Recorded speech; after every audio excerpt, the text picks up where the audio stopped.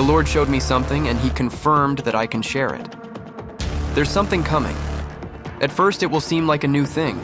However, after a little time, we will be like, wait, this seems familiar. It's going to seem subtle, harmless, and even appealing, but we need to pay attention because there's more to it than what's being shown.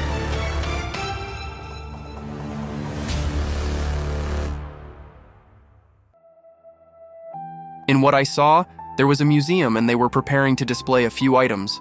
But they didn't start with Exhibit 1. They started with Exhibit 2. It was a small, rectangular object, maybe around 12 inches wide, 24 inches long, and a few inches thick. It was covered in this gray, almost silver-looking suede or velvet material, perfectly smooth, seamless, almost too perfect. And I remember I wanted to feel the fabric. It looked soft, clean, and harmless.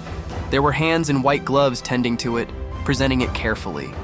Everything about it was attractive, and it was like people didn't even have a choice but to like it, no matter what it actually was, because of how it was presented. But here's the thing, they never uncovered it. Then it all shifted to reveal the next item, Exhibit 1. This one was different. It looked like a scroll or a roll, sealed, almost like a formula, something written that needed to be understood. And this is what stood out clearly. Exhibit 1 was the actual plan behind Exhibit 2. What was hidden explained what was being presented.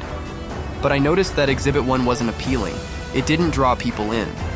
In fact, while Exhibit 1 was being shown, it was like people kept their minds on Exhibit 2. They didn't want to shift their attention. They didn't want to read the details. It felt like they had to choose, but not fully understanding what they were choosing. Then at the end, people were given an option.